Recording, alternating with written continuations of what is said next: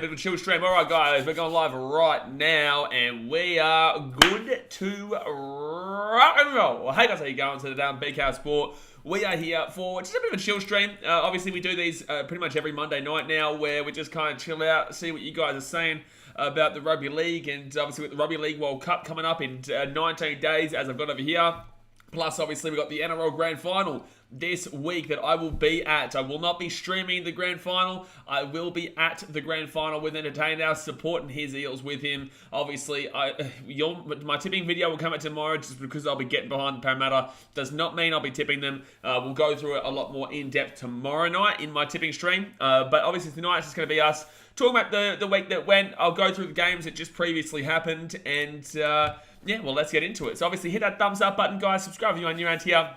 And let's go through the previous games. So, on the weekend, obviously, we saw Parramatta advance to the Grand Final for the first time since 2009. And also, they have not won the premiership since 36 years ago. I think it was 1986, I think was the last time that they won the Grand Final, which obviously wasn't even the NRL. So, they've actually never won the NRL Grand Final, mind you. But they have won a Grand Final before when it was under the New South Wales Rugby League. Amazing moment for them. Obviously, very controversial game. And I did go off about this at the time. When it happened live, I was obviously saying this was a very poor pass from the Eels, Mitchell Moses, to get them in the lead early days there. And obviously the game does end up being by less than 6 points there. However, it's really rough on Parramatta that people are coming out and saying that it was a robbery. The call was in the first 7 minutes of the game, and the Cowboys have 73 minutes to overturn that decision. They lose by 4 points. They had a million opportunities to win this game, the Cowboys. If they were good enough, they would have won. If you're good enough, you win that game from there. 73 minutes to overturn that decision. It's unlucky. It's unfortunate the NRL have come out, and anyone with a brain could see that was a poor pass at the time. But I really find it unfair to Parramatta for people to be coming out and saying that the only reason they won was off that dodgy call, even though it is a one-try game. Like I said, 73 minutes to overturn that. The Cowboys, obviously, they've had a fantastic season. You know, I predict them for last. Most people predict them for bottom four. They ended up coming third and getting to the prelim, something that they never would have dreamt of last year, never would have dreamt of in the prelim, especially pre-season, especially considering that they'd come from 15th last year. It's a fantastic year for them. So I think they shouldn't be, too upset with themselves and upset with everything that's going on there. I think it's been a fantastic season regardless, and I don't think they would have had a chance against the Panthers in this Grand Final. I think that for this to be a close Grand Final, potentially, we needed to see the Eels win that one. So hopefully it does make it a better game there. But like I said, the Cowboys, fantastic season. Unlucky with the call, but you had plenty of opportunities. You had plenty of time. It's just Parramatta were more desperate for it. And I did say that in my tipping stream last week. I said that I think Parramatta are going to be more desperate for it. It's 36 years since they've won it. It's a gigantic feat for Parramatta. It's similar to Cronulla in 2016. It's not as big as Cronulla in 2016, but it will be a massive moment if Parramatta can do it, considering all the hurt and pain we've seen in the last 10 to 15 years specifically. So that was obviously that game, Parramatta winning 24-20 there. And then obviously we moved to the game on Saturday, which was the Panthers versus the Rabbitohs. Obviously the Panthers won this one pretty easily, but if you actually watched the game, you would have known that the Rabbitohs actually led 12-0 here. They actually got up to a 12-0 lead, and everyone was saying, I told you so, Booker. I told you so. Rabbitohs, they're going to win it. Those I told you so people went away pretty quickly, come the 35-minute mark where the Panthers scored two very quick tries to actually go in at the break, 12-12. The Rabbitohs were the better team for the first half, and there's no one doubting that. Even the Panthers players, even the Panthers team, there's no way you couldn't admit that the Rabbitohs were clearly and definitively the better team in that first half. However, obviously we didn't see some of those big players coming out and really showing for the Rabbitohs, so it kind of was a bit of a nerve-wracking lead, a vulnerable lead, if you will, because it wasn't really the big players doing it. It was the small-time players that were kind of getting the job done there. And then obviously, Panthers were able to score those two quick tries. However, I do think if they don't get that, it was like winners make their own luck. But if they don't get that lucky try at half-time there, just before the half starts, where the ball just sits up into Brian To'o's hands with that kick through, and obviously he, pushes off who was, I think it was Cody Walker, who then trips up two other players. Fantastic try there from Brian To'o, really showed his strength, showed his lack of speed, but it showed that his strength as well. Great try there. That lost the game, and I said that at the time. I said Panthers have won this game from here.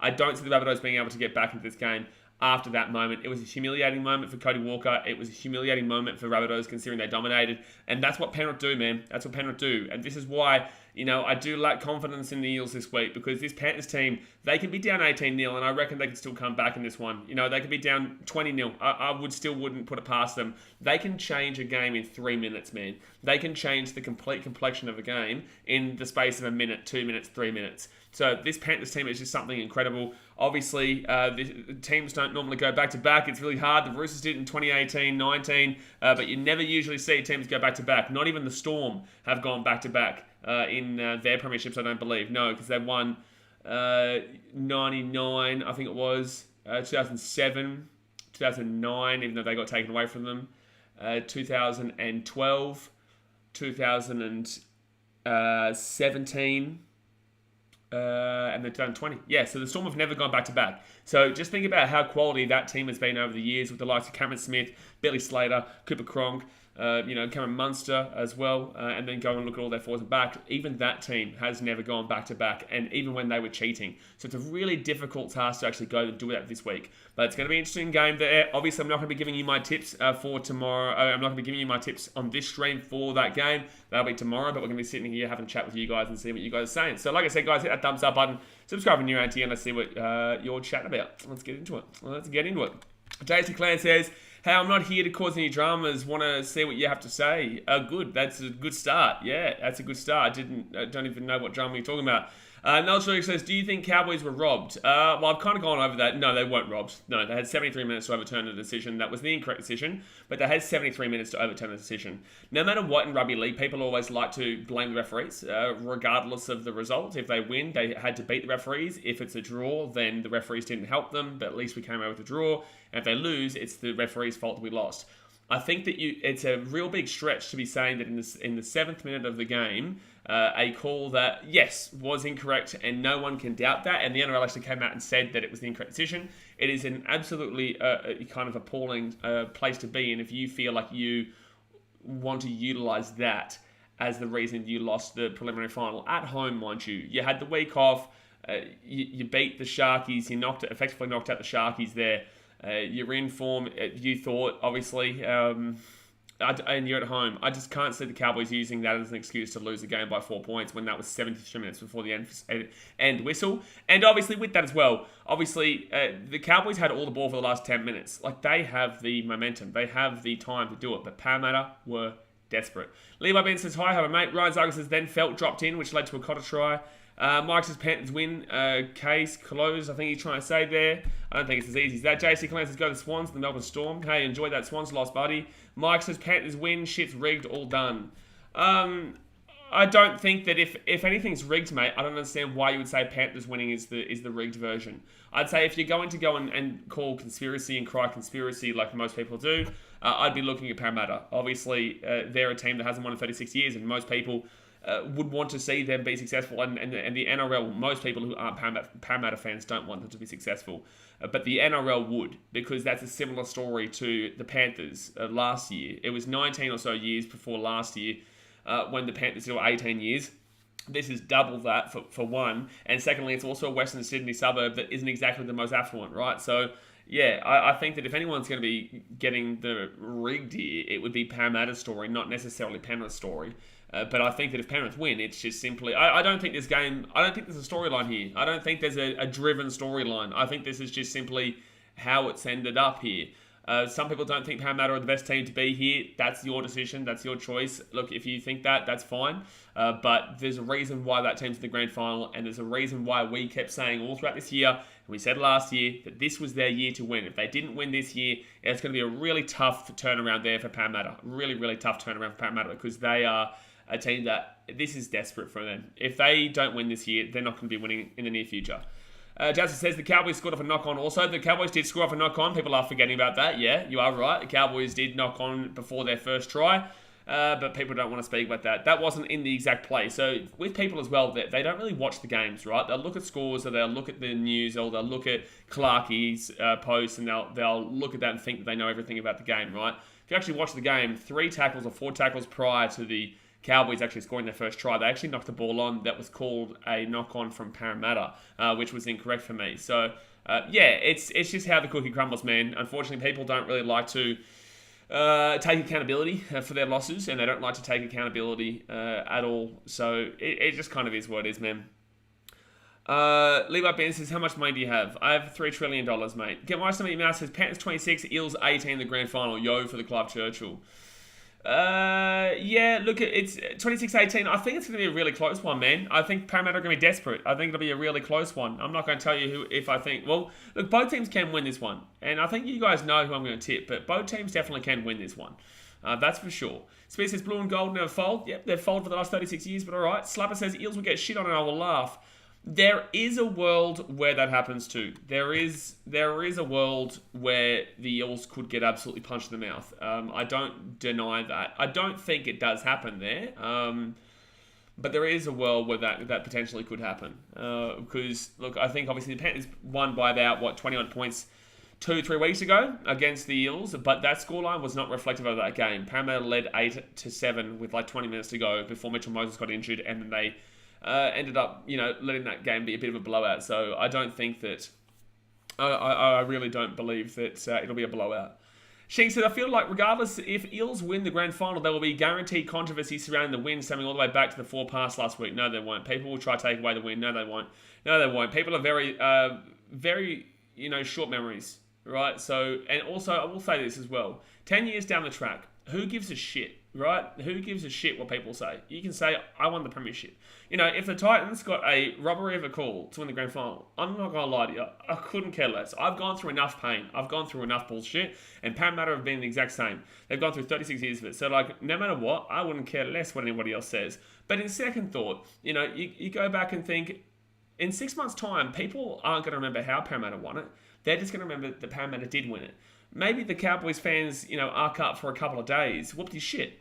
In about 5-6 months' time, once the Rugby League World Cup comes around, people forget about it. And then once the NRL comes back around, it's more about this season, the new season, rather than the old season. So, people have short memories, man. People won't take it away from them. And if they do, I wouldn't give a shit if I was an Eels fan.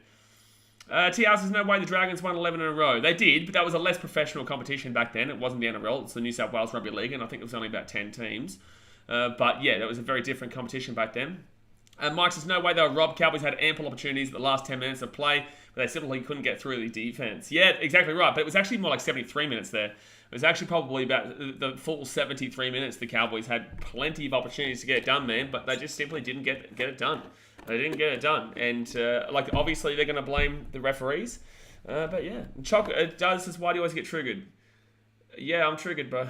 TR says, must have been playing plumbers. Let me have a drink, one sec. Saturn Kelton says, I'm excited to see the long-awaited battle of the West Grand Final. Also, Murata Niokore, better saviour this Grand Final. He won't see many at the Warriors. Yeah, and also Isaiah Papali'i wants to go to the Warriors as well. Obviously, he's signed with the Tigers too, but he wants to go to the Warriors, and that's why he's trying to get out of his contract. I think they're going to kind of enforce it. I really do. I think they're going to enforce it. But yeah, Papali'i, the guys who want to go to the Warriors, it's probably their last chance at a Grand Final, to be honest with you. GOUG Boxing says, Para 13, Para 12. Close game, man. Be great, crazy. Get my son at your mouth. Says, Para win. I'll listen to Blocker for 12 hours. Oh, I'm so sorry. That's a hard one to deal with there. Spitz says, Dylan Brown will do a masterclass. Those guys in the halves normally do go a bit kind of haywire when the big games are on. They go a little bit kind of missing when the big games are on. So I do have my concerns about the spine of Parramatta. But then again, Clint Gutherson has been having a fantastic final series. I actually think for Parramatta, I would say that Clint Gutherson has been the best player for Parramatta in this final series personally. Levi Bin says, this is me, you said hi. Good stuff, man. Logan Ballsack says, it must have been really hard for the Titans losing to Penrith in the prelims. Well, they didn't, mate. They didn't. They're in the grand final, man. Twisted Fate says, Panthers 40, Eels 0. Okay, mate. Logan Ballsack says, plus the me saying Jaden Campbell isn't fit enough. I don't even know what you're talking about. Biggie Shack says, do you agree with the amount of sin bins and send-offs this year? I think that with the sin bins and send-offs this year, they're really trying to knuckle down on the high contact, the head contact, because we all know how detrimental it is to the health of these players. Obviously, it's all well and good to be watching them right now and enjoying it right now, but these guys do have, obviously, a long life to live after the game does finish. So, although people do, preferably want to watch the days of old in the 1980s and the 70s, then people will complain about the Roosters and Rabbitohs game from this year in the finals, and they're like, oh, we don't want to see that. We just want to see, our normal game. And it's like, okay, well then why have you been complaining about not seeing the biff and all that? So it's like, people, you're never going to make everybody happy, right? You'll never make everybody happy. But when it comes to send-offs and sin bins, that game was quite hectic, but it was fair enough because they need to lock down on these high tackles and these head contact that is detrimental to players' health and safety long term. Just says, Eels big upset win the NRLW against the Roosters. Yeah, it was a huge win against the Roosters there in the NRLW. They're going up with the Knights, who are pretty clearly the best team in the competition, but yeah, it should be hopefully a good game. I'll be there for all 3 games there, Queensland Cup, New South Wales Cup. I don't know who won New South Wales Cup, but I know that the North Devils won the Queensland Cup, and obviously Knights versus Eels in the women's game, and then we've got the Panthers versus Eels as the grand final. And apparently we've actually moved seats, so apparently Hayden changed our seats today. We'll be actually in the Parramatta supporters section behind the posts. So we're not actually on the try line anymore. We've actually gone behind the post there. Biggie Shakes says a lot of the send-offs have been as a result of lifting tackles. No, more of the send-offs have been to do with the high contact. And the more of the send-offs have been to do with the high contact, but I'm also not denying that there have been a lot of lifting tackles this year. Ringelberg, I'm not even excited with the grand final. Usually I'm keen with the grand final. Well, that makes one of us, man, because it's not me. I'm very excited for this grand final, especially a Battle of the West. It gives you vibes of 2015 with the Broncos and Cowboys, the Battle of Queensland. There hasn't really been one like that. Like, Manly Roosters is maybe the closest we've gotten to something like that. Storm Sharks are completely different places. Raiders Roosters, completely different. Panther Storm, completely different. Panthers Rabbitohs, still different. It's not Sydney. That's effectively really inner West Homebush, Sydney, South Sydney. I wouldn't even say South Sydney is actually South Sydney because that's Cronulla and Cogra for the Dragons. But, with the Rabbitohs, I think that when they took on the Panthers, you wouldn't even say that's really a local derby. So, yeah, overall, Broncos, Cowboys, and the Panthers Eels are the only 2 ones I can think of in recent memory. Smith says, Titans win the next year, mark my words. I love it, man. I love it. I hope so. Matthew S. Someone says it's at the Bluebet Stadium. No, mate. It's at a core stadium. Matthew says, imagine a grand final at Bluebet Stadium. Matthew says, Panthers also won the Jersey Flegg, so for 3 grand finals so far, 3 grand finals won. Good stuff, man. Obviously, the Panthers are a well-oiled machine right now. The Panthers are a very good team right now who have been fixed from the in or out. They had some rough years in the 2010s that most of you Panthers fans didn't actually get to experience, but a lot of you did. And now they're reaping the rewards of adjusting that team. I remember when people laughed at the 5-year plan after it didn't work after 5 years. It wasn't about that. But now, obviously, people are starting to live it up, and you guys are getting to enjoy a bit of success. Mike says, international rugby is way more strict on penalties. You've got to be super professional with every tackle. Yeah, international rugby is way harder to know the every niche rule of, because if you take them past the halfway point, you're probably going to go to the bin. And if you high tackle, you're probably going to go to the bin. If you even look at the ref in the wrong way, you'll probably go to the bin. Mevin says, get around the post, BKR. Get around the post. I don't know what you mean. Yeah, it's not at Bluebet Stadium, man. I don't know what you mean, though, by get around the post. But yeah, rugby league and rugby union, in regards to the severity and the kind of strictness of the rules, is absolutely something that is completely different there. Is absolutely completely different. But yeah, look, I'm also looking forward to the Rugby League World Cup that is happening in a couple of weeks' time. Obviously, there's a lot of talk about the grand final right now, but in about 3 weeks' time, so not next week, not the week after, but the week after that, we'll be seeing the Rugby League World Cup, which is going to be absolutely fantastic to watch, man. Biggie Shark says, in international rugby, you can be sent off for head-on-head collisions. Yeah, but that's a little bit dodgy, because sometimes it's actually the initiation from both sides, but yet the guy who's actually coming in for the tackle is the one that is blamed for it. But sometimes the way the ball runner is actually running with the ball, which kind of sucks there for him to see the blame for it. But it does happen, man. It does happen. But yeah, I think we saw a couple of those in the Australia. I think we saw definitely one of those in the Australia versus England game when they played in the first match up there at, I think it was Perth maybe, or the SCG. Meta says, he said Hayden changed your seats going behind the post earlier, so I thought get around the post. Yeah, I don't really understand the get around the post thing, but yeah, we are sitting behind the post somewhere on that side of the field. Yeah, we're with the Parramatta supporters bay, because Apparently, he didn't like that the tickets that he sorted out were actually near Panthers fans, which is what's going to happen at a grand final. But obviously, if you can get tickets inside that Parramatta section, then you get tickets inside the Parramatta section. We may as well, man. I'll be getting around Parramatta this week, so it may as well be in with the lump of them. It's pretty amazing atmosphere at a grand final when a team wins on that side of the field. I was there for the Roosters when they won 2018. I was sitting with the Roosters fans because I was getting around the Roosters that day for the vlog. And it was pretty amazing to be down on the fence there with the boys walking across and running around. And it'd be just such a different feeling if Parramatta did it, man. It'd be such a different feeling. Luke says, what if their helmets accidentally touched? Is that still a send-off? What's wrong with you? Aussie Fragrance says, just jumped in. Para forwards will be more desperate and aggressive. That'll do the job for the Eels. Yeah, I can tell you're an Eels fan. I can tell you're an Eels fan because there's a man named James Fisher-Harris and Moses Leota, Viliami Kikau, that might have something to say there. Isaiah Yeo. Their forwards, they're better forwards than what Parramatta do have. But that doesn't mean that I think Parramatta lose. I'm just saying that their forward pack beats your forward pack, and their back line probably beats your back line too. And their halves probably beat your halves too. The halves are a bit of 50-50 though, because it's hard. Dylan Brown and Mitchell Moses are really good halves, and Jerome Luai and Nathan Cleary are very good halves. I'd say I'd still lean with the Panthers absolutely because of the Cleary factor. And then the fullback, I've got Edwards, but I think Gutho's had the better final series. I think Gutherson's been absolutely incredible. Shank says, do you think there'll be more Eels supporters or Panthers supporters at the stadium? Eels. There'll be more Eels. It's a longer time between drinks for them. Obviously, it'll be a big moment for Penrith too to go back-to-back. However, Eels, 36 years, this is a bigger moment for them. You saw the pay to win score. Parramatta is a bigger area than Penrith. Parramatta have more history than Penrith.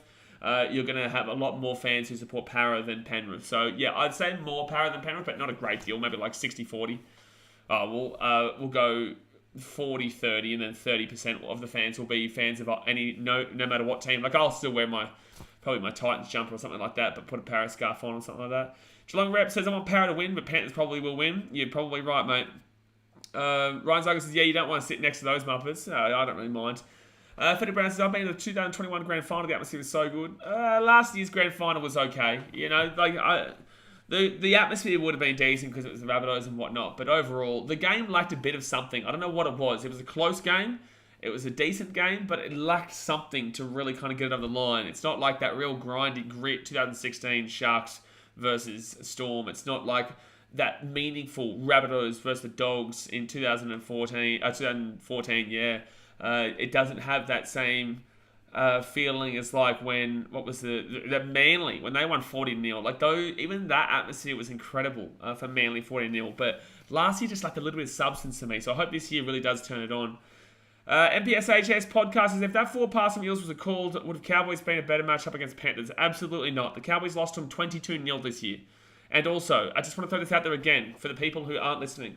That forward pass was in the first 7 minutes of the game. They had 73 minutes to turn that around. Whether it was the right or wrong call, and it was the wrong call, it doesn't matter. The Cowboys did not deserve to win that game because they didn't do enough to win that game. It is what it is. The Cowboys lost. Move on. Move on. Because you're not going to get it back. You're not going to get any petitions going, and nothing's going to change. So if you keep soaking up and you keep, talking about this forward pass call that happened in the first 10 minutes of the game, you're just going to keep getting frustrated because nothing's going to change. I've seen plenty of calls for every single team this year, and frequently for every team across finals, across regular season, that get a poor call, and regardless of when it is, they then decide, you know what, I know it's only a 7-man team, but I'm going to blame the ref regardless if we lose here. You watch, Cowboys lose that game by 40, they still say that was the changing point. They say that's the turning point, and that's the reason they lost. Like, you can't blame the ref for conceding 40 points, right? But that's what they would do. And it's not Cowboys fans, it's anybody, right? Literally anybody. So, yeah, it's just crazy to me how many people still focus on a call that happened in the first 7 minutes of the game, to be completely honest with you. Get Weiss now email says, I want Penrith to win because the Eels fans are annoying. I think you'll find that Penrith fans are also incredibly annoying. I had to deal with a lot of Penrith fans this year at the Gold Coast, which was pretty frustrating. Obviously, Raiders fans aren't a big fan of the old Penrith fans. Penrith fans are very arrogant for a team that hasn't really done a great deal yet. Like, if they win this year, then they have kind of the right to be arrogant. If they lose this year, they have no right to be arrogant because they've only won one time in the last 20 years and have had such a dominant team the last couple and still haven't been able to do it.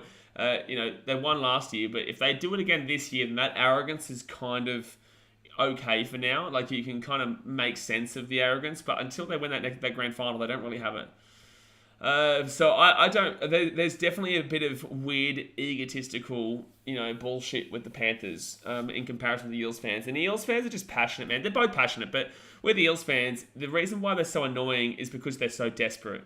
They're so desperate to finally prove everybody wrong. And this is the chance that they might finally get to prove everybody wrong and have that moment. And that one moment is just a feeling of content. My team in the AFL did on the weekend. It just feels content when it happens. Now, with Geelong winning, it's not like if the Titans won. The Titans would be 10 times that. Like the scenes around me would be just wild. You have no idea. You'll see it on the vlog, hopefully, eventually when it happens. But the scenes would just be absolutely ludicrous, right? And this is what it'll be like with the Eels. It'll be like with the Eels because they've had some real heartbreaking times, man. NPSHS podcast says Panthers lose their starting hooker and second row next year, same as the Eels will lose Marnie and maybe Papali'i. Who will cope better next year without the key starting players? Very easily Panthers. Very easily Panthers. 8 Minute for Life says Bulldogs fans are more annoying to me. Bulldogs fans are aggressive. I wouldn't call them annoying, but Bulldogs fans are aggressive. Michael says, Blaze, you stream the Dally M's. I am going to be streaming the Dally M's. I am going to be streaming the Dally M's on Wednesday night, so definitely get excited for that one. Oh, here we go. So Michael says, Cowboys always get robbed in the finals, though. I'm not sure what year it was, but they were down by a few points with less than a few left. They quickly packed the scrum, and the ref called full time. Okay, that's great. That was also 10 years ago. I get it. That's fine. But that was in the final few minutes, yeah? I remember that the Cowboys fans still call about that 7 tackles out for the Sharks that also happened about 5 minutes into the game, right? There are 75 more minutes for you to change the result. You cannot blame the referee for it. If you're good enough, you win that game. If you are good enough, you win that game. It is not the ref's fault the Cowboys got knocked out this week. It is not the ref's fault. It is not the ref's fault. Does he make the wrong call? Yes. Do the Cowboys have enough time to adjust that? Yes. Does it make it harder? Yes. You're in a prelim though. So you have to expect difficulty. You have to expect it to be extremely hard. You also have the advantage of being at home. I'm sorry, but I'm not going to sit here and say that Cowboys fans, that you should be here because of a call that got made in the first 7 minutes of the game, which was wrong, but you lost. And you deservedly lost too. The Eels were the better team. I did see the Geelong Mad Monday celebrations run in circles. Yeah, too slow. Aussie Fragrance says, when Para last won, highest grossing movie was Top Gun. This year, Top Gun Maverick is the highest grossing movie. It's a sign. Is Top Gun Maverick the highest grossing movie this year? To be fair, I haven't actually seen a great deal of movies this year. Doesn't matter who wins Queensland, one of the most important games this year. Yeah, a bit random, that comment, but yeah. Even says, when are the Dally M's? On Wednesday night, mate. On Wednesday night. Again, what I say, my email says, if the Titans won the grand final, we'll be able to hear you with my phone on mute. Well, I won't be streaming. I'll be vlogging. And I don't even know. I actually think about this all the time. I don't actually know how I'd cope with that vlog, right? Because I'm going to be so sick to the stomach the entire time, and I'll have to hold a camera. I might have to hire someone to kind of video that, because I just don't know if I'd be able to cope mentally on that day. That'd be a very, very, hard day. And such a good day, but it's such... Like, obviously, you guys know how passionate I am about the Titans and how emotionally invested I am and the pain that I go through year in, year out. That's the whole point you subscribe. So when that comes, my legs will be like lollies that day. It'll be so hard. So that's what I'm nervous about in regards to getting a good vlog out for one of the biggest... That would be the biggest video that ever did happen on the channel. Luke Hanley says, who is getting the Dally M this year? I think it'll be Nico Hines. I think he's in a winning team. The Sharks obviously won more games towards the end of the year. Ben Hunt is probably the better player from this year, but he was also in a losing team most of the time. So I think that Nico Hines may get it. But obviously between those two, it's a real shot in the dark, man. And you'd probably lean with Ben Hunt based on the fact he's incredible. However, he's in a losing team, and he wouldn't have been getting a great deal of points towards the end part of the season, is what I would say, because usually the winning team gets the points. Mike says Panthers choked their first 3 tries against South and still came back and won. I know, Mike. I know. We'll be talking about my tip tomorrow. My tip will be going over everything like that on tomorrow night's stream. NPSHS podcast says, is this the only year Para is a strong team to win the premiership? In recent memory, yeah. 2009 was a fluke. And Parramatta fans can agree to that and admit that. Parramatta were like last with about 6 games to go or something like that, and rocketed. Oh, it might have been like 10 games to go. They were like last at the halfway point, and then won all their games to finish the season. They got to the grand final and lost to Storm, who obviously eventually got caught for cheating. That was their only chance, but that was a bit of a fluke year. This hasn't been a fluke year. This has been a building, right? This has been building and building and building, and we're finally here. This is their peak, though. This is Parramatta's peak. They don't go better from here.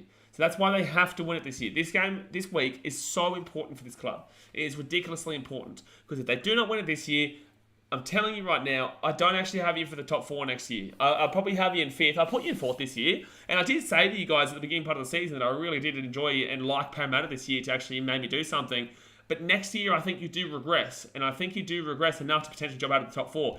I don't have you winning the premiership next year. So this is so huge. This is such a big game here. Not just because it's a grand final, but because it's realistically the next 5 years worth.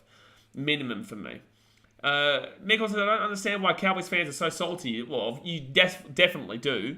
They have significantly overachieved this year. They should be proud of their team for this effort. Okay, Nickel, I'm going to put this one here for you. Are you still upset? Were you upset in 2011 or 2010, whenever it was, when you got told that the Storm cheated to win that grand final over the Eels in 2009? Are you telling me that you don't understand? You think that someone who was a Storm fan should say to you, oh no, you had a good season, you should be proud of the team's effort, why are you salty? You're going to come back and say, well shit, you cheated me out of a game. So Cowboys fans do think you cheated them out of a game. So your comment's a bit ridiculous. Like, your comment's fine, and you're entitled to your opinion, but you understand what I'm saying now. This is a preliminary final. Of course they're going to be upset about that. And it was the wrong call. It was a 4 pass. But that's not the point that I'm making, with that being said. Mike says, next try scorer is Sivo and To'o for sure. Oh, yeah, that's a crazy call, Mike. Crazy call to go on the 2 best wingers in the game. That's a crazy call, man. For the balance, the only movie I've ever seen is the Tigers season. That's a crazy movie, man. That's a crazy movie full of disappointment after disappointment after disappointment. Guys, hit that thumbs up button and subscribe if you're new around. I'm just going to have a drink here. Go and hit that thumbs up button and subscribe. We're on our way to 20k, but we're about, I think, 15 subscribers away from 90,300 or 400. One of the two. So hit that subscribe button. Get around it.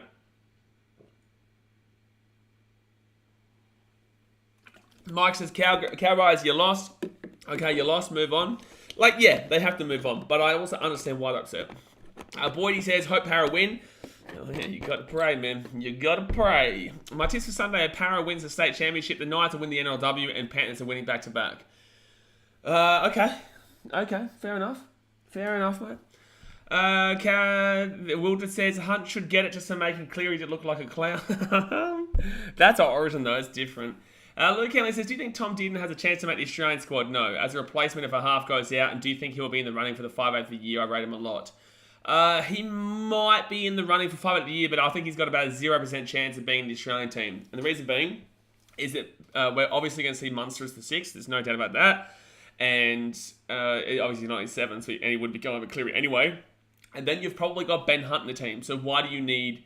You'll have probably Ben Hunt and Harry Grant, or Ben Hunt and Damien Cook in the team. So why would you need another half? You know what I'm saying? Ben Hunt can easily slot into that position, and you wouldn't feel like you're missing anything. So I don't think Dearden has a chance, unfortunately. Cowboys vs Eels rigged. Okay, moron. Medvedev says, Wildred, is it true that if Cleary doesn't tell the truth, his chin grows bigger like Pinocchio? Well... NPA's podcast says, next year do you see Penrith being in the top 4 after losing Kick and Cottesdale? Absolutely, I do. Got my something else says my random try scorers are clearly Sivo, Yo, and Toe. And To'o. Yeah, are you saying Cleary, or are you saying clearly Sivo, Yo, and Toe, or Cleary, Sivo, Yo, and Toe? To'o. I don't know why I keep calling him Toe. Shink says, who do you think on Eels will need to perform their absolute best for Gutherson for next week for a solid chance? It's the reason I just, Freudian slipped Gutherson is probably because of him.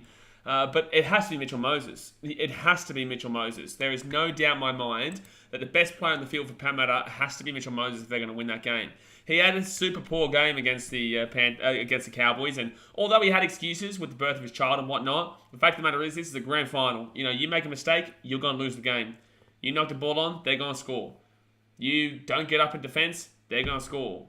You throw that pass a little bit too far out, it's going to go over the sideline, they're going to score. So Mitchell Moses has to be at his pure best to win this game against the likes of Cleary and also the likes of Jerome Luai, who is randomly becoming underrated now because people hate him. Michael says, Brown or Munster 5/8 of the year? I would probably say Brown for me. I'd say Dylan Brown should be my 5/8 of the year. Dylan Brown has... been a part of this Parramatta team and gotten to the grand final. Like, for me, I think that Dylan Brown... Munster's not had a great year, in my personal opinion. I think Munster's been okay this year, But I don't think that Munster really had a fantastic Origin series. And I don't think that Munster's really had a fantastic NRL season, to be completely honest with you. So I know that for clear and utter fact that Munster is the better of the two. It's just that unfortunately this year he really hasn't been able to shine individually. And it's kind of similar to the Panthers, which is really weird to say. The Panthers' individual players this year have not been at their perfect best, but as a team, they're still absolutely dominating, which is terrifying because if they're at their perfect best, they're going to romp this grand final, and they're going to romp next year, and they're going to romp the next year after that. This team hasn't, individually speaking, like you look at Fisher Harris, this hasn't been his best year. You look at Cleary, this hasn't been his best year. Jerome Luai, not even close to his best year. Edwards, this is probably been his best year. Brian To'o, definitely not. William Kikau, definitely not. Isaiah Yo, I've got Cameron Murray as the best lock now over him. So the point of the matter is that you go through his play and you're thinking, well, wait a second, I actually think that they've not exactly had a fantastic year, but they're in the grand final and they have the utter favouritism to go and win the comp on Sunday. Phil says, hey man, where do you see the Titans finishing next year? There's going to be a massive lump between 5th and 12th. There'll be a massive lump between 5th and 12th. There'll be a clear and decisive bottom 4 next year, which I have as the Knights, the Dolphins, the Tigers, and there's another team that I'll be forgetting about that should be down there. Maybe the Warriors, but I don't think there'll be a clear and decisive bottom 4. I think they'll be just in between, but I can't see the Warriors doing a great deal. I think they're going to be in a massive rebuilding stage for the next few years. But there's definitely a clear and decisive bottom 3, bottom 4 area. And then you'll see anywhere from 5th to 12th in a very similar position. So I obviously believe that the Titans can make the 8 next year. They made the 8 last year. Unfortunately, this year they went too young in the spine. This year they've brought in a premiership winner half in Kieran Foran, and then you've got Sam Verrills, who's also a premiership winner hooker. He is a super underrated hooker that everyone has been looking at from Roosters' perspective and saying, oh, I wish we had kept him. Brandon Smith isn't bringing too much excitement based on his season so far this year. You've still got the likes of Dave Fafita. Look at what Bo Furman did last night for the Australian PMX III team. Jojo Fafita, super young. Jaden Campbell, AJ Brimson. They've got a great team there. Tina Fa'asuamaleaui, Mawaki Fodawaker. They've got a great team, man. It's just unfortunately, it was one of those years this year, and hopefully we bounce back next year. But I have full faith and full confidence in that team to bounce back. Dolphins did. Ethan says, if Dolphins did sign Munster, do you think the Dolphins will be a top 8 team next year? No. Get my name at your mouth says Hines will be unlucky to miss the Australian squad. I don't think he's unlucky to miss the Australian. Yes, but in the same sense, I don't think that he's ready yet. He's still super young, man. It's not like he's anything of. He's not a great deal of age, really. He's still. Got plenty of years in him. But there's always players that unfortunately will miss out because there just is a couple of better players that are around you at that time. Like Cameron Smith and Jake Friend. Jake Friend never really got to play for Queensland because Cameron Smith was there. Jake Friend never got to play for Australia because Cameron Smith was there. There are just those players that unfortunately are a very good player but can't seem to get over the top of the guy in front of him. So right now, Nicho Hynes has, Cleary in front of him. If you wanted to chuck him into the 6, there's Munster in front of him. Or you wanted to chuck him into the fullback, there's a whole heap of fullbacks in front of him. Tedesco, Latrell, Trebojevic, Pappenhausen, probably even Dylan Edwards. So with Nicho Hynes, unfortunately, he's just kind of in behind a bit of a lump. And also, they would put Ben Hunt into the halves probably before they put Nicho Hynes there. I don't know if Nicho Hynes necessarily translates to international footy, but happy for him to prove me wrong because he's a good player. We have a Muppet who putting a billion things in the chat, so that just skipped a whole heap of messages. Do you think they should bring back the NRL 9s next year? Yeah, but take it to Auckland. I don't want to see it in Perth, and I don't want to see it in Adelaide. I don't want to see it in Melbourne. I don't want to see it in Queensland. I want to see it in Auckland. Can I say that your mouth says Titans will finish 5th? Wow. I'd love to see it, man.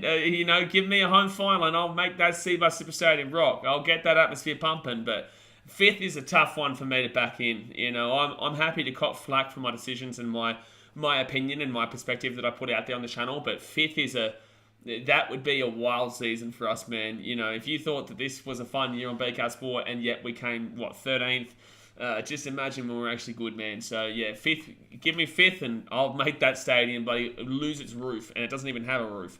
Dragons bottom 4 next year, maybe. There's a shout, Tas, mate. There is a shout, but if Ben Hunt's still there, then I'll probably say they'll finish around, Warriors section. NPSHS podcasters can Rays make top 8 next year, or was this a year of fluke for them? No, it's not a fluke. They were in the grand final in 2019. They were still a solid team in 2020. Sorry, they're actually below average in 2020. They finished in 10th because the Sharks and Titans were... No, that's 2021. 2020, I think they made the finals. 2021 was the year they came 10th because Titans and Sharks were the ones battling, and then Titans got into the 8 there. It's not a fluke. They've still been around the finals every year, and they've still got a decent enough team. Tarpanay's still there. I really don't think they're going to win the comp under Ricky Stewart, though. I think that people forgot about that pretty quickly once they got to the finals. Overall, I think the Raiders still need to go into a bit more of a change of direction because I just don't see Ricky Stewart winning the premiership with this team. Sean Chong says, Dylan Edwards for Clyde Churchill medal, the Panthers win. It's not a bad shout. It's not bad. Obviously, most people are going to look towards not Jerome Luai, maybe, but most people will look towards Nathan Cleary. If you want to go a bit of an outsider, I would say Zaya Yo. But then again, that's not really an outsider, though, because he's a lock. He's not really been great. I think Dylan Edwards is a good shout, actually. Yeah, I actually like Dylan Edwards for the Clive Churchill. That's a great shout because he's been super tough, man. And I think that if you go to Parramatta, I'd say it's going to be between Moses and it's going to be between Gutherson. I think Gutho is a great shout, too, because he's been really superb defensively and quality in regards to his just decision-making in this final series. This final series, Clint Gutherson has become a much better player than what he has been in the past. And he has been a great player in the past, but has also lacked that really exciting playmaking ability. And he still is lacking that. However, he's been super safe and super controlled, and I've been loving that from Gutho. Mevino says, honestly, I would love to see the Titans in the finals. I was excited when they made the finals back in 2016, even though I knew they didn't have the best chances. But we got bullshitted out of that Broncos game, and I'm not going to say about that. That was a bullshit game, that. But I moved on. I'm content with that. But that was a bullshit game. I remember back in 2016 when that happened, the whole NRL community went into meltdown after that game. Like, the whole NRL community came out saying that, I think it was Sutton. Sutton was our referee in that game. Dodgy dickhead. Phil says, how would you feel with your Titans if they had a season like the Broncos where they had a cracker mid-season but drop off to the bottom 8? It's a hard one, man, because I would see the positives. Because I still see the positives from our season this year, and we didn't really have anything positive to say until the last 4 weeks. But I'd always see the positives. But from an outsider's perspective, I would think it's ridiculous, and I would think it's actually more disappointing than. So for me, from an outsider's perspective, I think that I would personally prefer to have a season like. I would personally not prefer to have the Broncos season this year and have, who's a different team? Not Dragons. Dragons was a really boring year. They had a super boring year, man. I don't know. There's not a team I can think of really right now. But the point of the matter is that if I could, let's go have a look at the ladder and let's see who I would have preferred to have in the bottom 8. Then I'd say the Bulldogs. At least the Bulldogs showed a bit of excitement. You always knew they were never going to make the 8 there, but they're all about on the come up. They've obviously got Gus Gould there, who's changing everything in the right direction. I probably would have preferred the Bulldogs season to the Broncos, and they came 12th because it's like, yeah, okay, you showed positives and you showed a lot of class and quality for not for the first month, but then after that, for the next part of the season, they were very good, very exciting, and great to watch the Broncos. And Gordon Towers comes out, thinks he's going to win the comp, and Kemp is coming out and saying he thinks he's going to win the comp, and you're just like, well, settle down. You haven't made it just yet. You're in the top 4, that's great. But then obviously they capitulated and fell out to the 9th spot. So for me, I'd prefer of this year to have been a Bulldogs fan in the sense that they came last year. At least they came up. They had exciting games. And they don't really have a whole sense of disappointment right now. Broncos have a sense of disappointment from this year when it was looking so good until the last month. And it's the same with the Titans, really. I'd probably take the Broncos season over the Titans this year, but it's the same with the Titans. We won the last 3 games of our last 4, right? So Titans are normally known to kind of run home quite strong, but at least we're feeling a bit more of a positive vibe around the club than what the Broncos would be doing right now with how their season kind of unfolded. So, yeah, I still probably take the Broncos season over the Titans, but this is what I say. Anywhere from 10th through 15th is the same position. 9th is, at least you were close, but it's the most frustrating position in the competition because you were decent, but you just weren't there. And then obviously you got your top 8 and your last. But anywhere from 15th through 10th is the exact same position. So that's why I don't really think that anyone from 15th to 10th is that different to the Broncos overall in a sense. Matthew says, Bizza, first winger for Clive Churchill? I don't think so. Ryan Zargle says, if Eels win, I got Gutho. If Panthers win, I got Cleary. Yeah, I think Edwards is a great underdog shout, but Cleary is the favourite, absolutely. Luke Gaines, what about Sean Lane for CC if they lose? That's it. If they lose, even if they lose, I don't know if they lose. Not if they lose, but if they win, he's a good option because he was my man of the match in that Eels versus Cowboys game. Sean Lane was incredible. His offloads, incredible. His ball running, incredible. I thought Sean Lane was just fantastic in that game against the Cowboys, and I think he was a big part about how they actually won that game there against the Cows.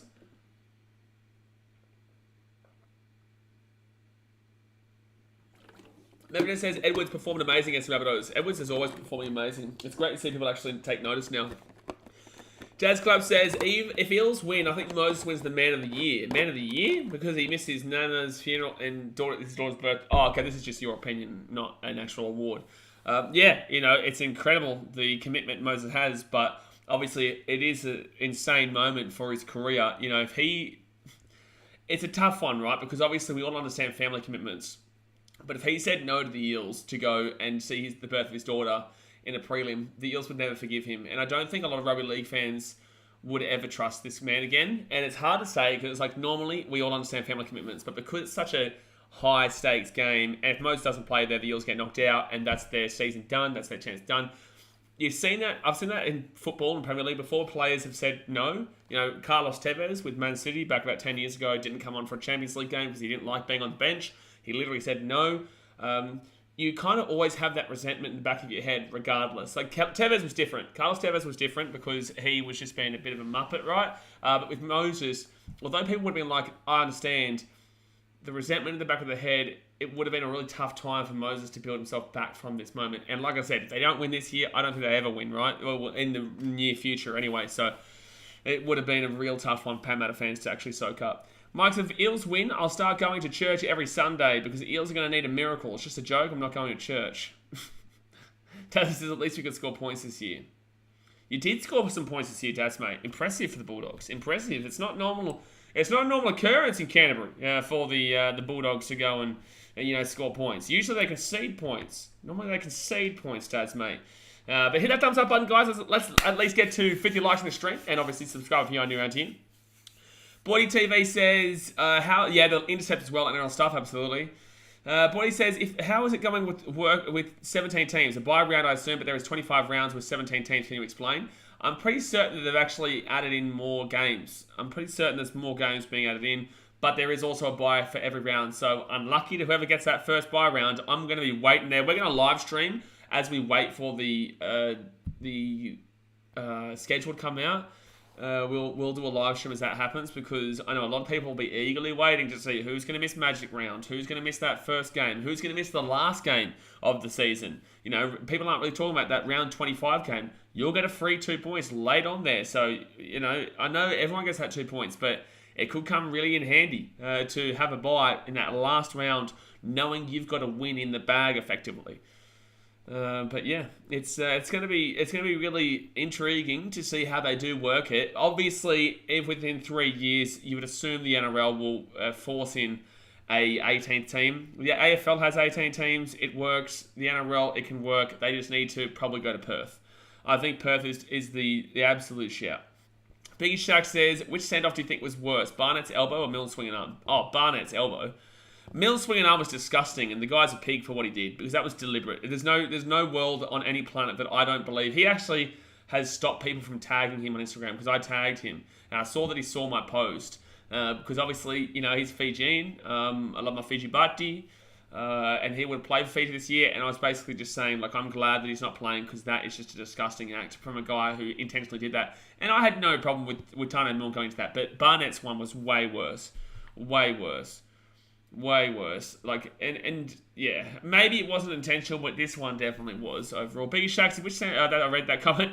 Memento says, you mentioned Lane with some amazing offloads. That's what Para have done so well this final series.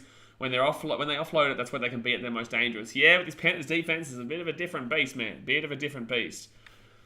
Messi the Go says that last 10 minutes when Cowboys were on Para 20, it was like premiership winning defense. That's the whole point. This is the whole thing that I'm saying, Messi the Go. People keep complaining about a call that was made in the first 7 minutes. They had 75 minutes to score. They didn't. Cool. They didn't do it. They weren't the better team of the day. It was a rough call. But Parramatta's defense won them that. And Cowboys' lack of urgency lost them that. Alright, so it's all well and good that there was a bad call. The NRL admitted it. Everyone admits it. We all know it was a bad call. But you move on and realise that simply the better team won that day.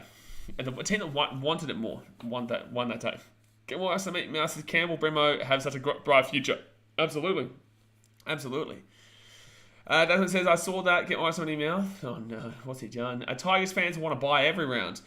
Yeah, probably, man. For me, if I'm looking at having with the buy round next year, what would be the most ideal buy round? I think the most ideal buy round is that last game of the season, the last round of the season. I'd say that's probably the best position for a buy round. And then you could also simply make an argument for the first 5 rounds and say, get it out of the way, get those 2 points and kind of build off that. So if you have it in the first 5 rounds, then assumedly you'd be thinking you can win 3 or 4 or at least 2 or 4. Even if you win 2 of those first 4 games, you're on 6 points already, right? So you're already in the top 8. You then mentally click on and say, okay, we've got 6 points in the bag. Even though 2 points of that is actually kind of falsified, the fact of the matter is it gives you a good platform to go off into the year. So for me, I really wouldn't want to buy around Origin. Like, you'll still get the normal buy rounds in Origin, but I really wouldn't want the buy round on that kind of Origin area, because you're going to get a buy anyway there, and we're kind of used to that, and it's in the middle of the season. It's not as good for me. Jazz Class says, do you think Para can win the grand final and break the 36-year drought? Well, they can, but I'm not going to give you my tip tonight. My tip will come tomorrow night on the tipping stream. Neymar Ululu says 18-18 and score. That's not possible. Fesh Boy says, I'm afraid Para's already played their grand final last game. I can see it, man. I really can. I can see it. We all know the words that I don't know, is it colloquial? No, it's not colloquialism. Is it? What is the word where it's like we all say it all the time? Where, that was their grand final. For example, the Sharks' grand final was when they lost to the Cowboys. Which one was the grand final for? That one. No, which one was another one that's a good example here? Trying to think. Raiders beat the Storm was absolutely their grand final. But I hope people understand what we're trying to say here. Like, absolutely. There is a genuine shout. I don't get the Panthers vibe that that's their grand final. They know how to win this because they did it last year. I don't get that vibe. So, yeah, absolutely. That could have easily been their grand final. And then it says, I have to congratulate Gutherson on that try save when he stopped Nanai. I thought he was going to score for sure, but Guther had that amazing defense. Guther has been incredible in this final series. Luke Henley says, any new signing for the Titans, was the Sam Verrills one true? Yeah, Sam Verrills is signed, sealed, delivered, mate. That happened months ago. And Kieran Foran happened months ago too. I don't know if there's anybody else. Potentially we're signing Bulldogs legend Joe Stimson. Potentially, I'm not too sure. And there might be another signing that is in the works. Dasmate says there's 2 buys next year, isn't there? Yeah, there'll be 2 buys next year for each team.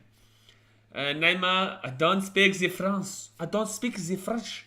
I will be going to France next year, but I cannot speak the Paris. Not yet. But when I go to France next year, I'll learn some French for you, and then we'll get it on here. And then I can speak with you fluently in French and tell you how shit the Broncos are in French. How do I say how shit the Broncos are in French, Neymar? Effective Brown, can you say that? Comment right now in French how to say the Brisbane Broncos are dog shit. Fetty Brown says, I say Panthers 24-4 Eels. That's a big scoreline, man. Biggie Shaq says, Paul Kent spoke with Barnett after his send-off, and according to Kent, Le Bronx de Chitty. Le Bronx de Chitty. I like it. I know that. LeBron shit. Dasmate, you're meant to be a Lakers fan. You're saying LeBron shit? Wow. Dasmate's meant to be a Lakers fan. Le Broncos a la shite. I like that one, JJ. I like that one. B. Shaq says Paul Kent spoke with Barnett after his send-off, and according to Kent, Barnett was doing a check and release, which to me would make sense if he didn't raise his elbow and hit Chris Smith. I think it was intentional, man, but it is what it is. Sheik says, do you know about certain players for the Dolphins yet? What do you mean, do I know about certain players for the Dolphins yet? Their team has practically been signed. It's not anything spectacular, but it's serviceable, I guess. And they've got no real star signing. MPSHS podcast says, which team could you see in the top 4 drop down to the bottom 8 in the next 3 to 4 years? Parramatta's one of them. Parramatta's one of them for sure. Not convinced with the Cowboys because I need to see them change Chad Townsend. Not now. I'm just saying. You're saying 3 to 4 years. I need to see them still sign a leader. Because Dearden, Drinkwater, and Robson are not leaders. You need a real solid 7 there to really kind of combine that spine. So they're a worry. Storm, I still think... Storm are a shout, man. Like, they really are. They were dreadful this year for me. Like, at no stage of this season were I actually confident in what the Storm were doing. Like, I don't... There was not a single stage this year where I was like, the Storm are the goods. John Giles is Border. So I think the Storm have a possibility. But it's so hard because my entire life, my brain functions on the Storm being a top 4 premiership winning kind of team. So I have to forcibly believe... I have to forcibly understand that the Storm aren't what they normally are, and it's so difficult. You know, I'm only 28, I'm only young, but that 28 years is kind of the middle range, so I've only really experienced the NRL, right? Older people than me kind of have seen when the Storm won a team. Then there are younger people than me who obviously are in a similar boat to me as well, I would say. But I've seen the full extent of the Storm domination. So it's very difficult for me to change my thought process into what we're actually seeing right now. Rise Shines with Buddha, Vadava, Setico. Comment Yumar says, Les Broncos, c'est de la merde. That's how you say Broncos are shit in French. Oh, there you go. Les Broncos, c'est de la merde. I'm speaking Spanish now. I'm doing that Spanish accent, but I'm saying it in French. Les Broncos, c'est de la merde. Sam Hernandez says, I see Melbourne Storm dropping out of the 8. Storm were not looking at the goods. They're not looking at the goods. No, looking at the goods. They were looking at bads. They were looking the not so greats. That's for certainty. Biggie Shack says, was there any time this year you raged because someone got away with a blatant cheap shot and they got off easy?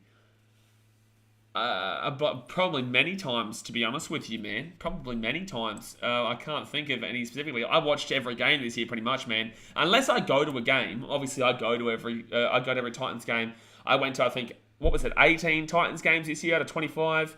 15 of those straight, pretty much. 14 and 15 of those straight. Sometimes I wasn't able to watch some games, but for the most part, I watched every single game this year. And I can't try and figure out a specific moment. But if you remind me of one, then I'll probably be able to say it. Can we use that French quote for every Broncos game? Mate, you can use it for every game. Sachin Gutland says, Warriors to take over Melbourne's place next year. Literally 10 minutes ago, Sachin Kelson, you were telling me about how the Warriors are going to be finishing with no grand finals in the next 100 billion years. And now, apparently, the Warriors are going to be taking over Melbourne's place next year. It is really hard looking at that bottom 8, though. Like, the Broncos, you assume, push again next year.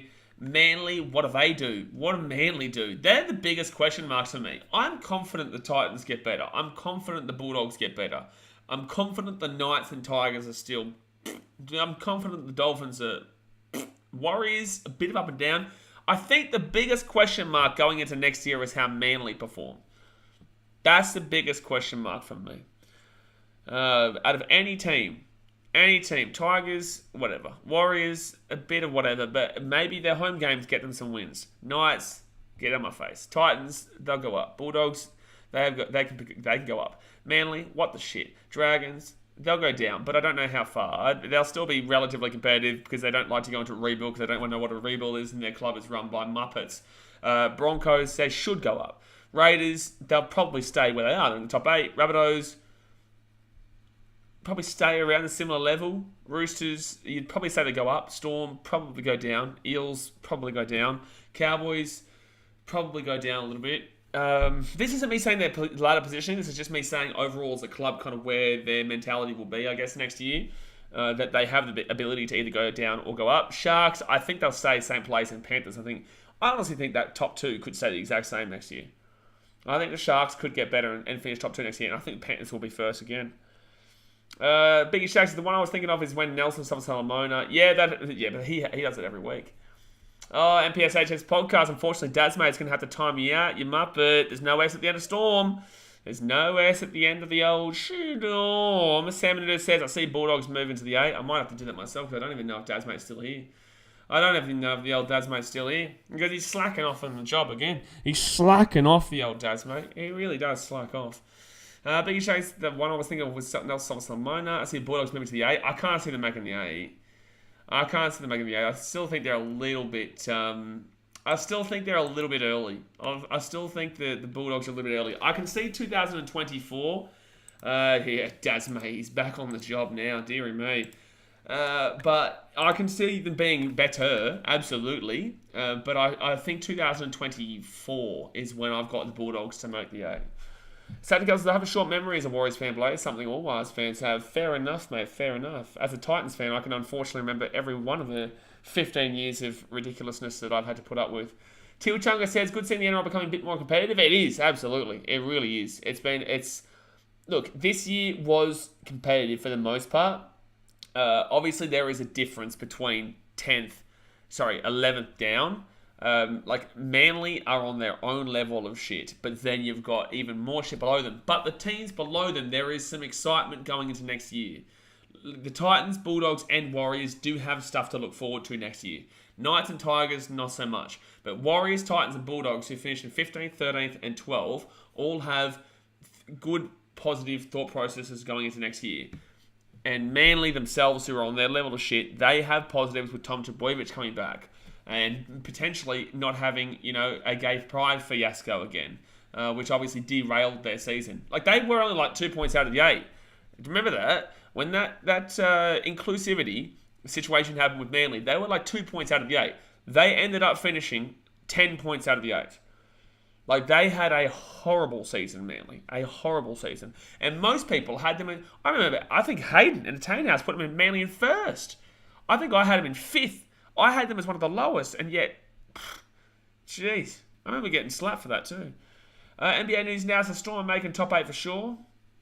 There's not for sure. There's no for sure with the Storm right now, especially considering that if Munster was going to re-sign with you, then he would have done that. So I'm just waiting for the news at this point. Bigger Shakes, do you think the head contact crackdown will continue into the Rugby League World Cup? Of course it will.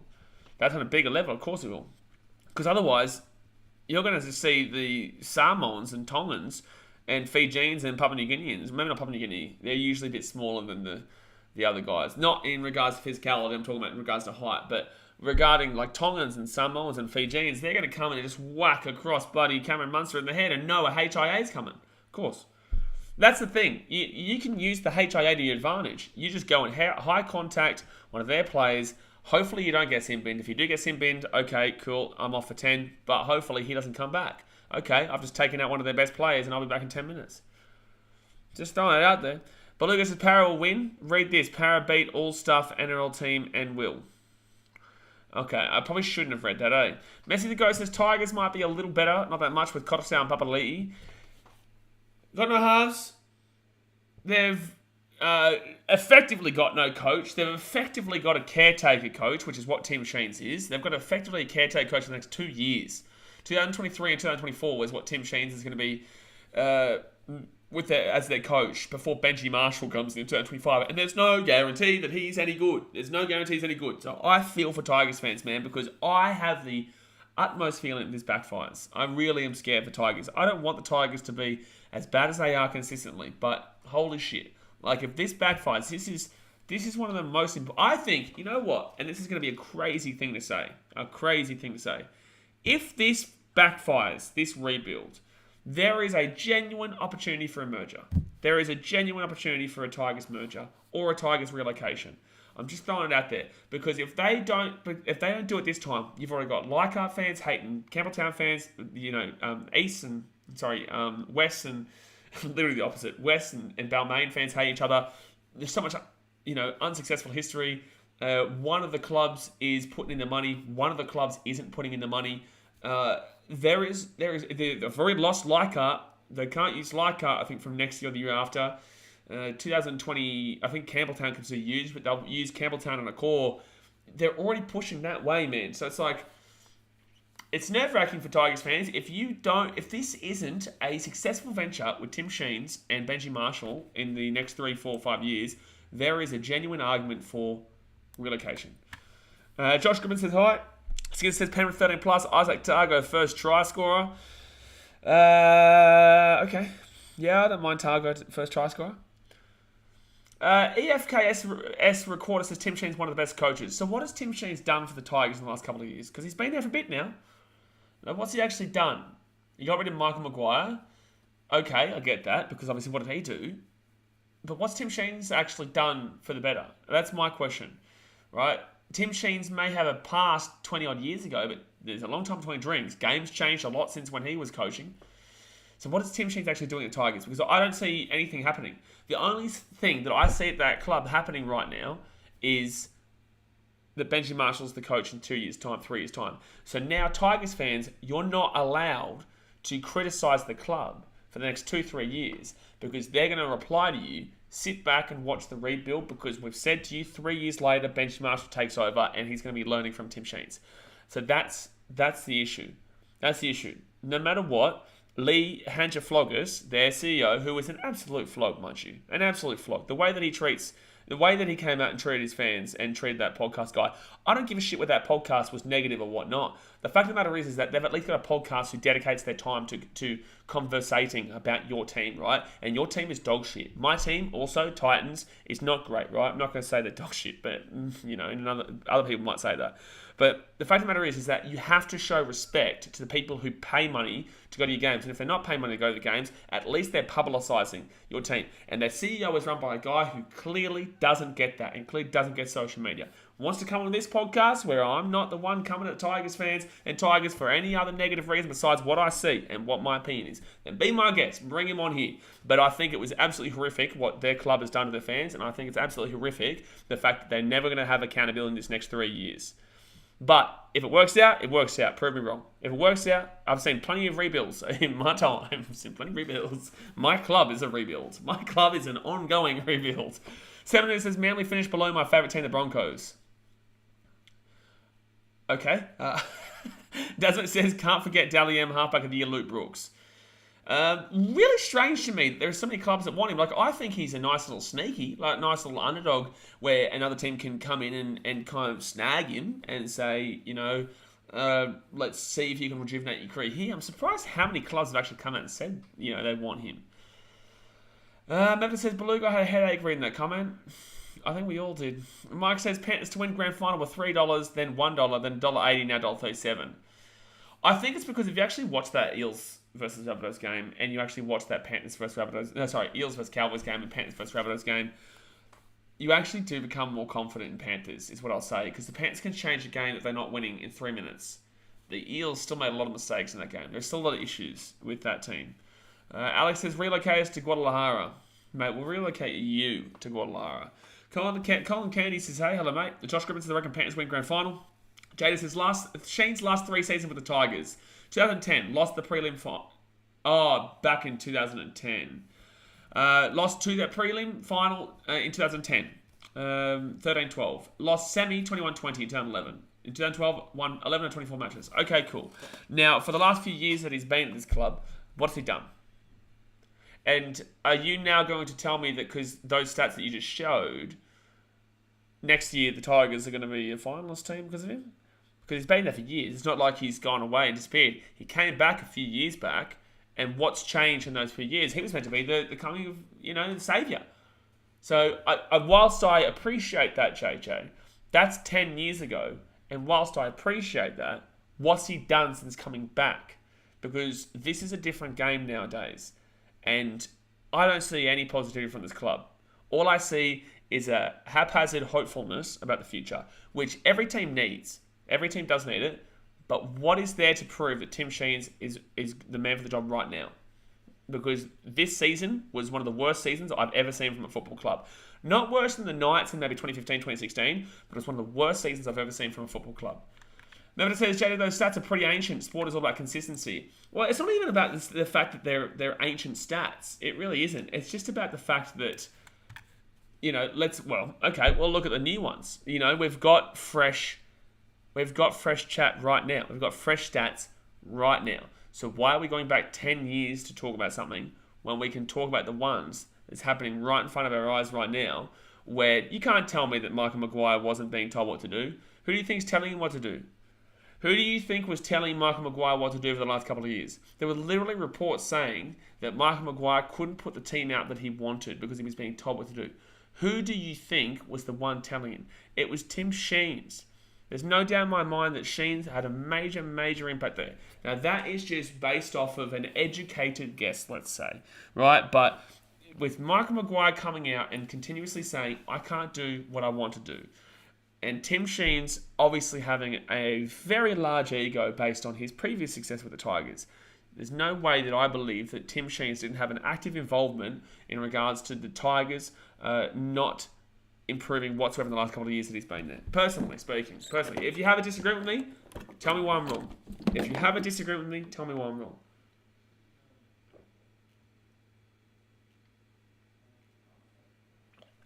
EFKS recorder says, I don't understand why we want to sign Munster. Like, he's great, but what are we going to do with Dewey and Brooks? Where would they go in the lineup? Because Dewey doesn't like fullback and centre. Munster's a bit of a waste to me, the Tigers, because the Tigers isn't even necessarily an on-field problem. The Tigers is an organisational problem, and I really do think it stems from the top. I really do think it stems from their CEO and his attitude in public, and his attitude with the fans, and his attitude when it comes to speaking to the fans, because the fans are so important. But organisation, they discredit fans all the time. They go, "Thank you for your support," but they don't really give a shit, right? He clearly doesn't give a shit. Clearly don't give a shit. He is all about statistics, realistically, right? And obviously, his entire time there has not been successful. And I don't give a shit about the behind-the-scenes statistics that are financially potentially going in the right direction for you to keep your job. But obviously, the main statistic is the fact that you came last this year. And how many games did you win? You won 4 games. 24 games. Unbelievable. And that is your CEO.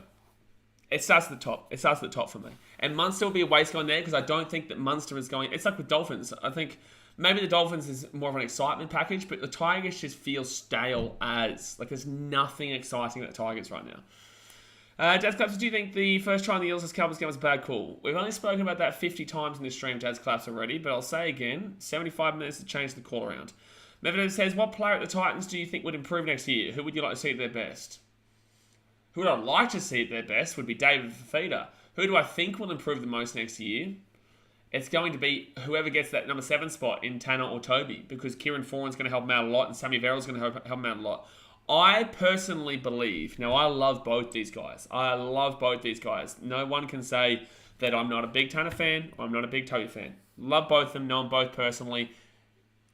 I think Justin likes Toby more, is what I would say. I think Tanner had the better end of the season, and if it was me as the coach, I would possibly be putting Tanner as the 7 for Titans next year.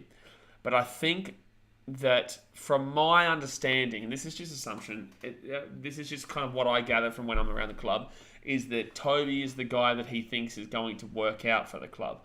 That's why he was so just strict with continuously putting him in, regardless of his performances throughout the season.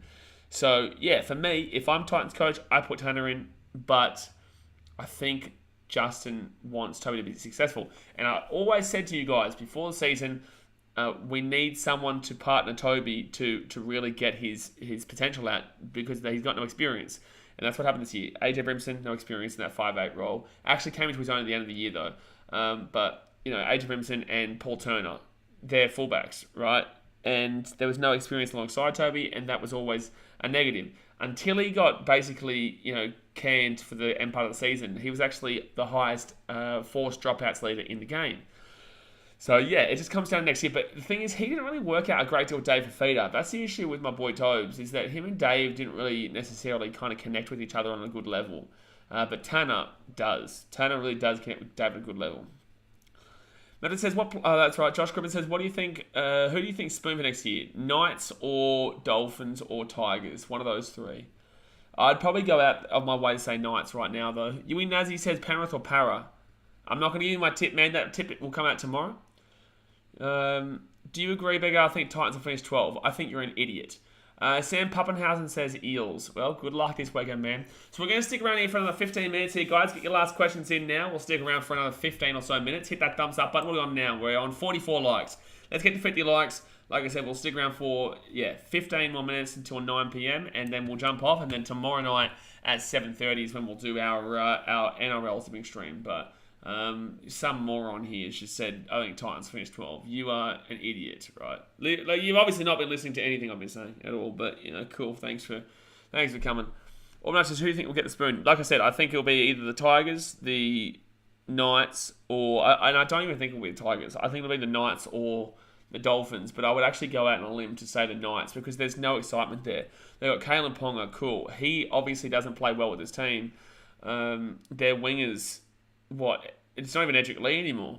Anari Tuala, who is horrific defensively, and I don't even know who their other winger is. Their centre, Bradman Best, has not done anything this year. I don't even know their other centre. The halves, Clifford and Clune, what the shit? They're 9. I can't even think of his name right now. Like, who is this Knights team? Hold on one second here. Let me go have a look at their last team of the season. I think it was against the Titans, wasn't it, actually? I think it was. I think it was against the Titans, their last... Because I think we had I think the last game of the season was at the Gold Coast, wasn't it? No, sorry, that was against the Warriors. So it was round 24 then. Round 24. It's Brayley. Oh, yeah, Jake Brayley is like a bit whatever. Young is a great wing for Newcastle. Yeah, I don't mind Dom Young, Jake. He has a mistake in him, though. He does have a mistake in him. EFKS Recorder says, imagine if Titans kept forward, where would you fall in the ladder this year? Same place. Zane says, did you go to the grand final and you're pumped? Did I go to the grand final? It's not happened yet. And how could I be pumped if I've already been to the grand final? I will be going to the grand final, yes. Yes. But I just want to quickly go through this Knights team here. So Tex Hoy in format, it will be Kalen Ponga. Edric Lee gone to the Dolphins. Don't know who goes in as the winger there. Dom Young. I don't mind him. Dane Gagai. He's not any younger. And defensively, he's gone backwards. Mapapalangi, Milford, I think he's gone as well to the Dolphins. And so what Clifford comes in. Clune. Clemmer. I don't even know if he's there anymore. I think he's signed elsewhere, didn't he? Jaden Brayley. Okay. Jacob Saifidi. That's not bad. Frizzell. Okay. Bro Jones, bit whatever, and Swasasu, whatever. There's no excitement there. Nothing for me. I don't feel anything when I look at this Knights team. It's a dreadful, dreadful outfit. Dreadful outfit for me. Biggie Shack says, what have you thought of Jojo for feeder? I love Jojo. Jojo is an unreal player to watch, and obviously they actually pulled at one stage last night, but he was the leading... He was leading in meters up until like 3/4 of that game last night for Australia vs Papua New Guinea. Great young bloke. He came across from rugby union. Know him well. He's a fantastic player, and I look forward to seeing his future with the club, especially on the in the centres there. NBA news now: Dom Young is off to the Super League. I think Dom Young's off to the Super League. Is he? Surely not. Dominic Young. Is he really? It'll say it. Sure. Who plays as a winger? Nah, bullshit. He surely isn't. Jamaica World Cup predicted squad. Dom Young still a maybe for a Reggae Warriors. Ex-Huddersfield. Okay. Ex-Huddersfield Giants winger. I don't think I've heard this. Young Knight confirms World Cup allegiance. It's fair to say that former Huddersfield Giants. I think he used to play for the Huddersfield. I don't think he's gone there. Oh, by the way, Brian Kelly will receive another 3 weeks on his suspension for next year, so he won't be there. In the first few weeks of next year. Good on you, UFC Gaming. Dasman said he used to play in Super League. Yeah, he used to play. I don't think he's gone. I don't think there's any news to say that he's on his way there. Man, what's the difference between Super League and NRL? I've never understood the rules for Super League. The exact same rules, but Super League is just a farmers league in comparison. And that's just kind of how English fans think of it too. It's just another league that's not great. It's like, okay, let's compare Premier League to... I'm not going to say the A-League because that'd be disrespectful. I'd say Premier League to maybe the French League. Maybe the League One. Premier League to League One, because there's at least one team there that could be quite competitive in the NRL. Could be-ish. Maybe pushing for the 8, I would say. But overall, most teams are shite. So I'd say, yeah, the League One is probably the best comparison. League One in France to the Premier League is a similar comparison to the NRL Super League for me. Will I be streaming Giants vs Cowboys tomorrow? Probably not, man. I've got a bit on right now. Alex, did he re-sign the Knights? I think so. Jason Bradman Best was one of the best centers for Newcastle. Did he re-sign? Not this year, it wasn't. He was severely average this year. Did nothing this year. Maybe in 2021, but definitely not this year. He was injured for most of this year. Actually, what combinations are you hoping to see a blossom in offense for Titans in 2023? If they go with Tanner and David. If they go with Toby, then Toby and Jaden. Yeah, Jaden Campbell and Toby Sexton work well together when they're on the field together. But if it's Tanner, then Tanner and Dave Fifita, because they know each other like this. Like that. Jason, re-signed. Jason says the same team wins the Super League every year. Yeah, I think St. Helens won 4 years in a row or something ridiculous. Oh, sorry. That's my bad, JJ. He said I didn't say one of the best. I said one of the centres. Bradman Best is one of the centres. Sorry. I thought... You know when your brain can trick you like that. Your brain can trick you.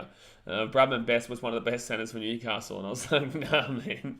But yeah, Bradman Best is a centre for Newcastle. There. Are we at 50 likes? Let's get to 50 likes, and then I'm going to be jumping up. We did get to 50 likes. Good stuff, man. Good stuff. All right, we'll go 3 more questions. We'll go 3 more chat, and then we'll jump off. And then, like I said, tomorrow night will be our NRL tipping video. We didn't have a great season. No, we did not. No, I had the worst halves pairing in the comp. Ooh, O'Sullivan and Anthony Milford might have something to say about that. O'Sullivan and Anthony Milford might have something to say about that. Actually, it says top 14 2023 prediction. That's difficult, man. I think I'll still go Panthers in first. I don't think I can see many teams. I would still go Sharks in second. I'll go Roosters in third. And let's have a look at the ladder to see these other teams, because you forget them. Oh no, I went to the draw. Yes, I'll go Panthers right very early, very, very early. Panthers, Sharks, Roosters, and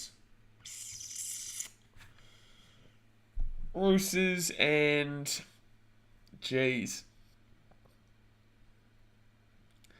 Might go Rabbitohs. I might go Panthers, Sharks, Roosters, Rabbitohs. I think those two teams will jump up a little bit more, because the Rabbitohs are still quite young, and Ilias had a pretty good season this year. It kind of fell apart late, but overall, I think the Rabbitohs will go up. And I think the Roosters will definitely go up. And I think the Cowboys, this was roughly a bit of a fluky year, but I still think they'll be competitive, but a bit of a fluky year in regards to how good they were. And the Eels I've definitely got kind of going down at maybe 1 or 2 spots. Biggie Shake says, what do you think of David Fifita needs to do to get more involved and have a greater impact on games for 2023? A back row is only as good as their halves. And unfortunately, Toby didn't click with David for most of the season. So that's why I kept saying Tanner and David work better together. Toby and David don't necessarily work better together. But then again, Toby works better with Jaden Campbell, who's the fullback, than I guess Tanner does with Jaden. But then again, it's really relevant. Overall, I think David Fifita is a guy that just needs to be given the ball in the right area. And if you give him the ball in the right area, he's going to barnstorm over. And people look at the mistakes. They don't look at the defense, right? They look at offense and look at defense. David Fifita this year was actually very good defensively. David Fifita in 2022 was a very, very good defensive back rower. Fantastic. But offensively, just didn't get the ball in the right position. You know, people go out and say, run onto the ball. It's like, okay, sometimes maybe he's a bit lazy. But overall, when he runs onto the ball, he'll put it into the right position at the right time, and he'll barge. He'll barge, and you'll see him run down to the corner and score a try. I've seen him many, many times this year, and many, many times last year. David Fifita is such a good player, but people obviously want to hate because of tall poppy syndrome. Australia is the shittest country in the world for tall poppy syndrome. That's the worst part of our country. We have the greatest country in the world, but tall poppy syndrome is dog shit. Anyone who hates on another person being successful, you're dog shit. You are a dog shit person, because it makes no sense. It makes no sense. Because statistically, Dave actually did really well defensively this year, but no one looks at that. Because they don't want to look at that, because they look at his money, and then you get Broncos fans out there saying, oh, glad we got rid of him. No, you're not. Jay says, do you think the Dolphins will finish above the Dragons for 2022? No, I don't. No, I think the Dolphins will finish bottom 5. I still have Dragons being a low-ranked competitor.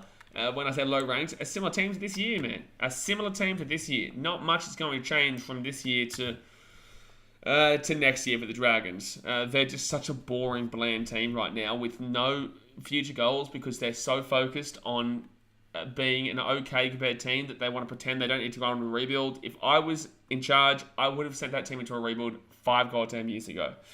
5 years ago. But they're not going into one because they're stupid. Dasmate says, if the Tigers finish below the Dolphins, just send them to Mexico. It's a chance, mate. It really is. I wonder who is going to wear the red jersey when the Dolphins play the Dragons. Whoever the home team is. Of course, the home team. So if it's Suncorp / Redcliffe, it'll be the Dolphins. If it's in Kogarah / Wollongong, it'll be the Dragons. But guys, I'm going to jump off for now. Obviously, we'll be back tomorrow night for our NRL tipping video. I do appreciate you guys tuning in here on a Monday night, but just a bit of footy chat. Bit of footy chat there on a Monday night. You can't really complain about that. So, yeah, I appreciate it. But like I said, hit that thumbs up button. Subscribe when you're around here. Like I said, 19 days. Rugby League World Cup. The Rugby League World Cup will be on this channel every single game, which is really, really exciting there. Every single game. And, yeah, it should be good. But alrighty, guys. I'll see you guys next time. Thanks for watching. Catch you later. See ya.